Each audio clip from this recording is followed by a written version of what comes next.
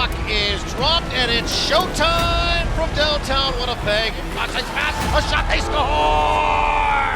Shifley Cutter scores! What a stop by Hellebuck! Nikolai Ehlers off the faceoff! Ground Control, the official podcast of the Winnipeg Jets, hosted by Jets TV.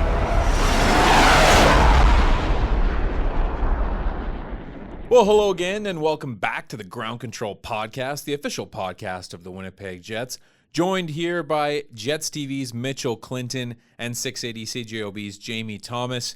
Well, we look at the standings, and the Winnipeg Jets sitting 1 point back of the Minnesota Wild for first in the Central Division, 20 and 19 points respectively. And we were joking off air before we started. We were wondering where that 1 point went. I think Jets fans will all remember, but choose to forget. It's painful. Yes, it really is. Obviously, if you're not aware, it was against the Minnesota Wild, the tough overtime loss in the Minneapolis Capital. But how about the run they've been on since? Oh, yeah, There absolutely. we go. Let's talk about that. Speaking of runs, 7-game homestand is coming to a close here. But, Jamie, let's talk about the past week. The Winnipeg Jets coming off a dramatic 3-2 come-from-behind overtime win against the Los Angeles Kings. Some solid efforts against the San Jose Sharks. A game they ended up losing against the Blues, but I think was probably their best game of the homestand. Just what have you thought of the Jets' play this last stretch here at Canada Life Center? Well, there's two periods that you don't like. Well, we'll go about 2 periods in 5 minutes. But you go that opening period against St. Louis. A lot of that game was spent on the perimeter, and then some video was shown in the intermission of that after the first period against the Blues, and then the Jets started getting more direct to the front of the net, more pucks to the net. Jordan Binnington was a very busy man in that game, and certainly the Jets deserved a much better result than they had outside of overtime. It's been a long time, guys, since I've seen a team constantly retreat back into the neutral zone in overtime, get new players over the boards, come back in. But it was extremely effective for the Blues, who outshot Winnipeg 10-1 in that overtime period before winning in a shootout. And San Jose, the Jets owed San Jose something because there were 2 games in California against the Sharks the Jets played pretty good in, but deserved better results. And, of course, that one game against San Jose that turned out to be the COVID game where 7 players and the head coach went out, and there's a big delay there for a little bit. But overall, you like what they did against the San Jose Sharks. And then Los Angeles. So the Kings come in having won 7 straight after losing to the Jets. And you talked about where those points are missing. I'm sure Los Angeles will say the same things as they sit in the middle part of the Pacific Division. But you wear them down, you remain patient, and then Mark Scheifele. Well, first off, Dylan DeMello gets his first goal as a Winnipeg Jet. Yes. It's a shorthanded goal. And that's as happy as I've seen the bench in some time, right? React to that. On top of when Nate Schmidt got his first goal as a Winnipeg Jet, too. So, and then for Mark Scheifele to get his first goal of the season, it's such a strange thing to say at this time of year. But he gets that overtime winner, a nice pass from Nikolai Ehlers, and there's been some line juggling and the like. But overall, you win a game that maybe you shouldn't have, and then you control a game that you against an opponent that you've had trouble with throughout the year, and then deserve a much better fate against the St. Louis Blues. But overall, this homestand has been everything. It's had a lot of everything, but the Jets have won a lot more than they've lost, and you have to be pretty happy with the past 6 days. Jets sitting 7-1-2 in their last 10, and I can confirm the bench was going absolutely bonkers when Dylan DeMello put the puck in the net. We have Evgeny Svechnikov mic'd up, and there was some great stuff from there. So look for that on Jets TV and all our social platforms in the coming days. But yes, everybody was going absolutely nuts for that goal. So congratulations to Dylan on that great achievement, his first of many, we all hope. Shifting now, Mitchell Clinton. Let's talk about the line combinations. Monday at practice, things are a bit different. Obviously, Paul Stastny was not on the ice, so that's still throwing a bit of a wrench into things. But as we sit right now, we have Scheifele between Kopp and Ehlers, Dubois between Wheeler and Connor, Lowry centering Svechnikov and Harkins, and Nash between Tony Nato and Christian Vesalainen, although Tony Nato did leave practice early. I think you tweeted he took a stick up high. So just what are you thinking of the new line combinations that Paul Maurice is trying out? It's going to be interesting to see, especially because you have the very team that you're almost building these lines for, if that makes any sense, coming into the building, and you're seeing them twice this week. The Edmonton Oilers really haven't had Connor McDavid and Leon Draisaitl on the same line much at all this year. And so Paul Maurice was asked about Edmonton pretty much immediately after the Los Angeles Kings game. And the thing that stood out to me was Maurice saying that, look, I'm going to need two lines to really go up and to line match or to use against McDavid and Draisaitl. They're two powerful lines that are producing a lot for the Edmonton Oilers. They're going to be closing out a 5-game road trip when they come into Winnipeg. And so obviously you want some lines that you can go with. And obviously Scheifele's had that role before. Pierre-Luc Dubois looks like he's probably going to be one of those guys that might get a look at that as well. But just the way that it sets up, Kopp, Scheifele, and Ehlers seems to be a line that the Jets got to when there were injuries, and then guys would come back to the lineup and they go away from that line. But Paul Maurice said, I've liked what I've seen from that trio. So at this point, yes, Paul Stastny is out, so that you do still have an injury, but he wants to see what that group is capable of. Obviously, in overtime, they were capable of great things. That's 3-on-3, of course, but we'll see what they can do at 5-on-5. Connor Dubois, Wheeler. You got two guys that can move and two guys that can check. Two guys can get on the puck, and Pierre-Luc Dubois and Blake Wheeler. And then Kyle Connor, basically everything he touches is going in the net. So that tends to work out for him. Harkins, Lowry, Svechnikov is a line that I'm going to be interested in, just to see how Paul Maurice uses them. Because one of the things that made the Jets, especially in the playoff series against the Edmonton Oilers, really good was Maurice didn't really there were some line matches for sure. But if McDavid's line was out against, at the time it was Nate Thompson and Trevor Lewis, and I think Dominic Toninato as well, it was like, okay, we can handle this shift. We can handle this. So the Jets were able to roll lines and be effective. And so I'm curious to see how this all comes together. Maurice also liked Toninato, Nash, Vesalainen in their game against the Los Angeles Kings as well. And then obviously on the back end, Morrissey, Schmidt, Dylan Pionk, Stanley DeMello, they've been real good over the course of the season. So really excited to see the Edmonton Oilers come into town and then, head over to Edmonton and take them on in their barn as well. It's going to be a really, really cool home-and-home series. Absolutely. Somebody who's been just electric this year to watch, Pierre-Luc Dubois. 8 goals, 6 assists in 14 games. So he's a point-a-game player as we record this podcast. Jamie, there are many roads we can go with Pierre, but I'll leave it up to you. It seems as though he's not deferring this year like he was last. It's been talked at length about the quarantines and just the adjustment period that the young man had to get acclimated with this Winnipeg Jets team. But he really seems to have closed the book on last season and really started off strong here in 21-22. Yeah, you go back to training camp, and I remember Pierre-Luc Dubois' first availability, and he talked about last year at length, and then Paul Maurice was questioned about how long he's going to have to talk about it, and then I'm pretty sure Paul Maurice said that's up to you guys. I don't think we really need to talk about last season anymore, right? Because he looks fully acclimated to what they're doing here, fully acclimated to whoever Paul Maurice plays him with, which has for the most part been Kyle Connor, Evgeny Svechnikov, but now there's been a change in that department with Blake Wheeler on the right side of that line. I think he keeps getting better as this season wears on, and it just seems like he's getting stronger, and that must be terrifying for the players that go up against him. He's really good at putting that one hand on the stick and driving to the front of the net, and it's really hard for defensemen have to work particularly hard to keep him to the outside, and him and Kyle Connor have got to know each other, where they're going to go. They're constantly looking for each other whenever they have the puck on their stick, and that part's been really fascinating to watch. So he's been everything you'd want out of a number one center. And now I think this challenge coming up this week with back-to-back games against the Edmonton Oilers, can you run with Leon Draisaitl and Connor McDavid when the opportunity arises? Kyle Connor and Blake Wheeler have done such things in their time. The question is, can Pierre-Luc Dubois rise this challenge? But he's strong enough and fast enough, I think, and smart enough that I think he should be able to do it. Mitch, we touched on him in our first answer with Jamie, as Dylan DeMello getting his first goal as a Winnipeg Jet.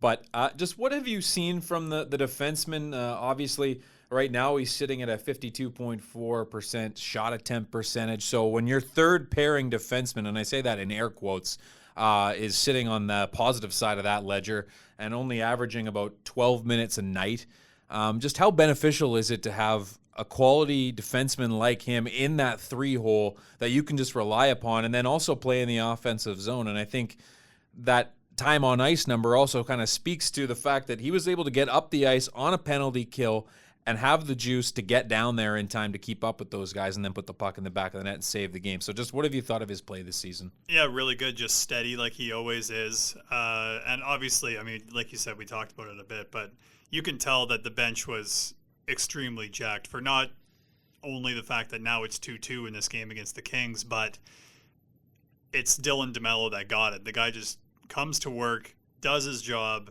does it well, does it consistently, and those are guys that you love to see rewarded. And the other thing about that play is the pairing, obviously, is DeMello-Stanley. Logan Stanley makes one heck of a pass to get that puck moving upwards to Andrew Kopp into the neutral zone, and that's what sent the Jets the other way. And the Jets have just been getting contributions from the back end all season long, and I was looking this up for the piece that you can read on winnipegjets.com after practice on Monday. The Jets have gotten out of their entire offensive point production, 28.2% has come from the back end, and that's going to be tied for 8th in the National Hockey League. You go back to last season, and the Winnipeg Jets were 30th in the NHL at 17.5%. So you talk about some of the additions. Now, Dylan DeMello is not a guy that's always going to be known for his offense. He's more going to be known about making the smart plays, the strategic plays, the great reads to get the puck out of the zone. But if he's a guy that can also get up the ice like Logan Stanley does, like Nate Schmidt, Josh Morrissey, Neil Pionk, these guys do this, there's a little bit of confidence that comes with that. I think if you're Dylan DeMello, he's not going to be a 28 goal scorer every year or anything. I'm sure he'd love to be. But, getting one, especially given the fact that it had been 132 or something games like that since his last one, it's just nice to have that off your back, and it frees you up a little bit, I would say. So good for Dylan DeMello, good for the Winnipeg Jets, and the entire offensive production from the blue line has been great to watch this year. Kyle Connor is our guest here on Ground Control, the official podcast of the Winnipeg Jets, and we're 4 seasons into this, and this is Kyle's first podcast appearance. So I don't know how he evaded us for this long, but we got you, Kyle. Mitchell, you did the interview. Let's hear it. Yeah, him and I talked about a number of topics, mostly a little bit about Evgeny Svechnikov, who he skated with in the offseason. We talked a lot of golf because in and around the time that we were about to do the interview, it was announced that Mark Scheifele is going to be playing in the Manitoba Open again on that sponsors exemption. Kyle Connor has played in it before, so he kind of discussed, how he was feeling during his time doing that, and then also just about the incredible start that he's had to the season, and there's some good lessons in it for any young hockey players out there. I mean, you think of Kyle Connor, you think of that shot, that release. He didn't always have it. He had to work at it. So lots to like in this interview with Kyle. Jets fans, November is Hockey Fights Cancer Month, and we want you to join the fight. You can support the cause by buying online raffle tickets at winnipegjets.com/hockeyfightscancer, with all proceeds going to Cancer Care Manitoba. And don't forget the Hockey Fights Cancer game is on November 22nd versus the Pittsburgh Penguins. Shot, they score! Get your tickets at winnipegjets.com/tickets. Help hockey fight cancer today. Hi, this is Pierre-Luc Dubois, and you're listening to Ground Control, the official podcast of the Winnipeg Jets. Pleased to be joined on the Ground Control podcast by Kyle Connor. And Kyle, I mean, obviously you're off to an incredible start this season. You're one of 3 most recent Jets to score 11 times in the first 14 games of a season. One of those names that you're with is Teemu Selanne. First off, how cool is that? And second, how would you describe the start that you've had so far? Yeah, it's been a pretty good start. I think it's just been, throughout my whole career, just kind of building every single year. And I think I've gotten better throughout, learned something that I can bring to the table every single year. And it's another great summer, came in, strong training camp. And, it's just building confidence in my game and, in a structure and the way our team's been playing too. We're off to a great start. I was looking back, and since the start of the 2018-19 season, you're 5th in the NHL in goal scoring, and you've had 76 of them have come at even strength. Now, the scoring touch is something that, there's some players that work on it and develop it. Some people are born with it, but I would imagine even as you progress through levels, whether it's, USHL into the American Hockey League, into the National Hockey League, what have you done to kind of work on your ability to put the puck in the net?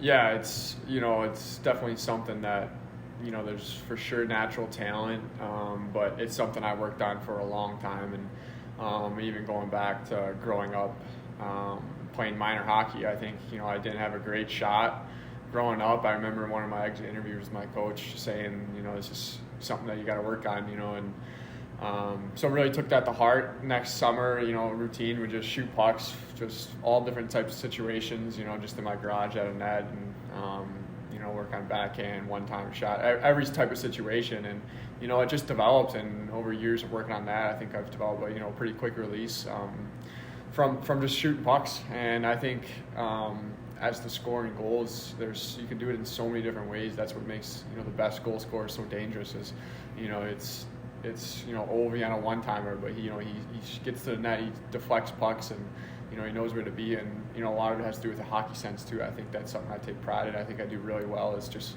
reading the play and knowing what holes to get into and how to get open. And that's kind of, I think I've evolved throughout my career at different levels, and learning how to score in different ways helps a lot.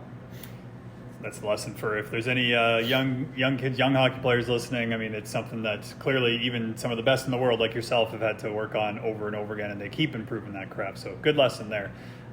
Your success at the University of Michigan, obviously well documented. As we record this, Michigan's 5-1, 10-2 overall. Do you keep up with them and how they're doing? Yeah, definitely. Yeah. So the big question that I have for you is they're incredibly stacked this year, like just in terms of prospects. So I have to ask, which top line was better? Your line with JT Compher and Tyler Mott, or the one that they're rolling right now with Matty Beniers, Kent Johnson, and Brendan Brisson? I don't know. I mean, history will tell, but we lost in I think it was the quarterfinals to the Kodak. So if they go on and win a championship, I think that's enough said there. There you go. Off the ice a bit here now, you and Mark Scheifele are two players that have formerly played in the Players' Cup, now the Manitoba Open, which is the Mackenzie Tour, PGA Tour Canada event held here in Winnipeg. You're a real good player. What was it like playing in that tournament? Yeah, it was a lot of fun. I had my brother on the bag, and it's something, I grew up playing golf ever since I was a teenager, and loved it. Never played competitively really, and something I was very interested in doing. Just kind of scheme up a golf course, right, with your brother is one of your best friends. So it was a great experience. I loved it. It was very difficult. You don't realize how difficult it is when you actually get 200 people watching you on the tee box. It's a different animal. Sure, playing hockey in front of fans, but it's different when you're playing golf out there. So it was a lot of fun. I enjoyed it, and hopefully get to do something like that again. I had 6 people watching me tee off the first hole in the club championship, let alone that. Yeah. Did you hear from Mark at all that week? Do you remember?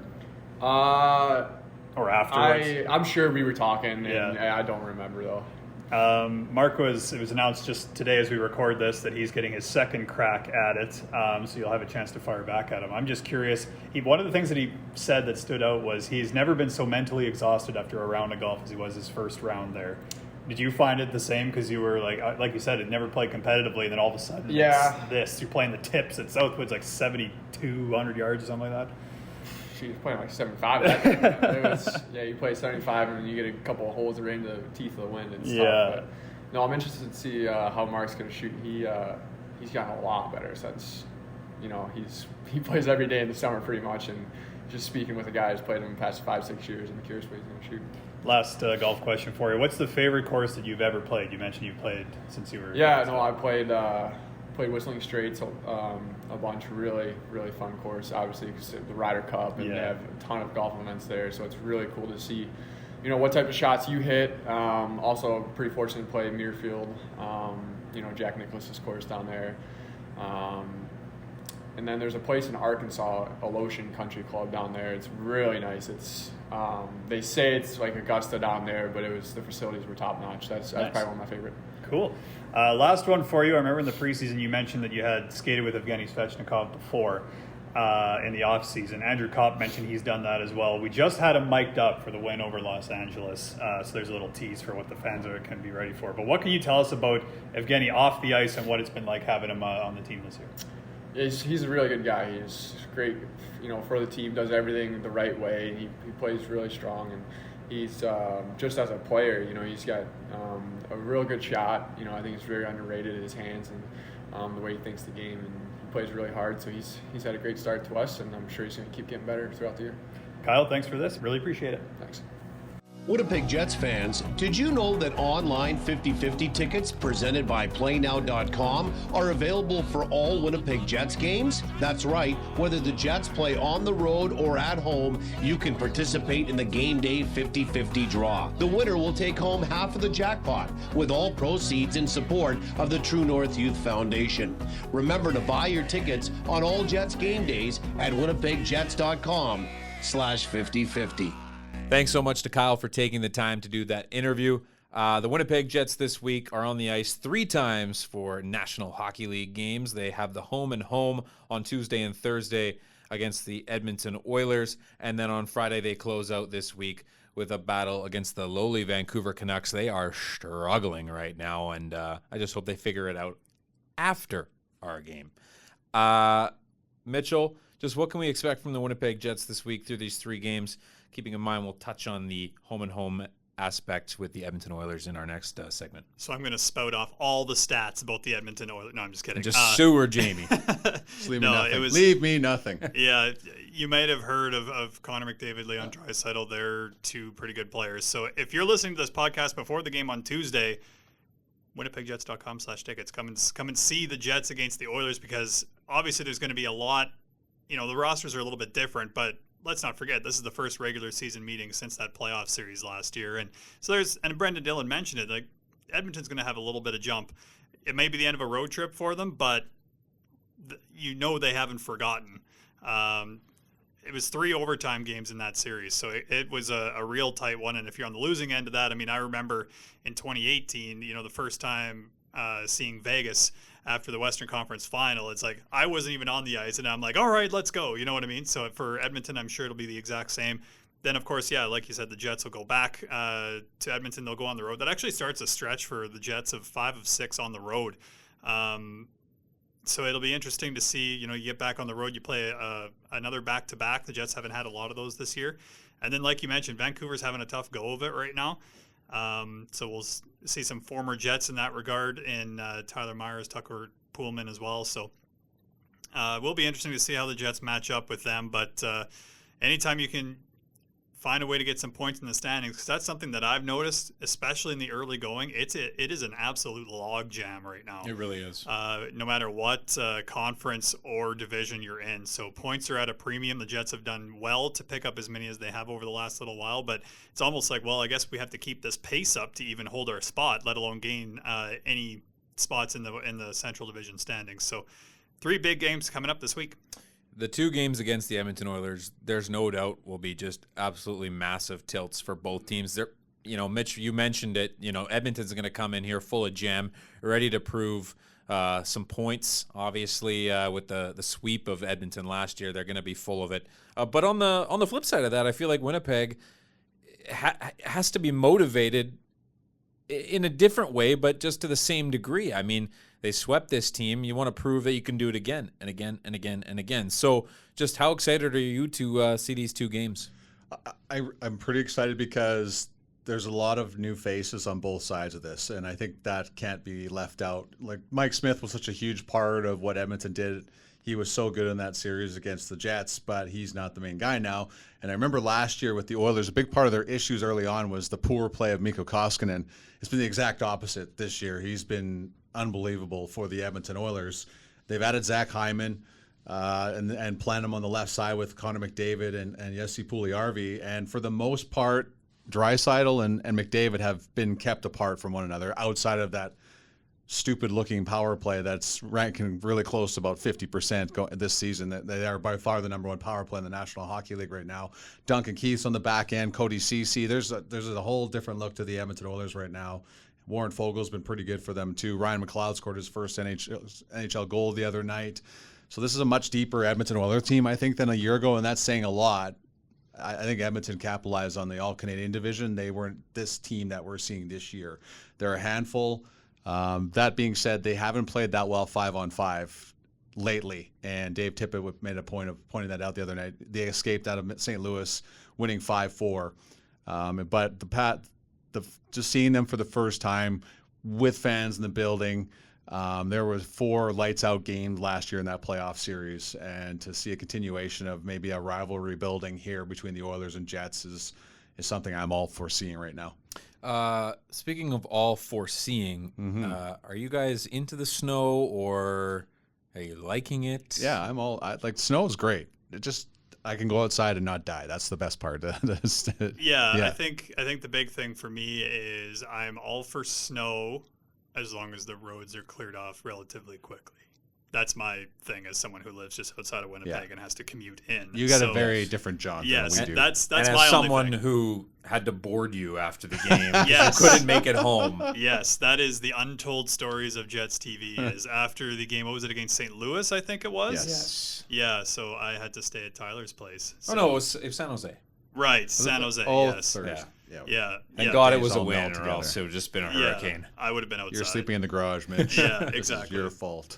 Yeah, I bought a snowblower because Oh my gosh. I was one shovel. We did one shovel, and I can't even take credit. My dad came and used his snowblower on it, so there you go. Pretty That's pathetic. the not best gonna part. lie. No, it's not. It's called smart. That's what it is. Like, us commoners that are using shovels every day to clean their driveways, I am super jealous of your choice. Thanks so much for listening to Ground Control, the official podcast of the Winnipeg Jets. On behalf of myself, Tyler Esquivel, Jets TV's Mitchell Clinton, and 680 CJOB's Jamie Thomas. We'll talk to you again next week. This has been Ground Control, the official podcast of the Winnipeg Jets, hosted by Jets TV. For Jets news, videos, and more, head to winnipegjets.com. Proceed when able.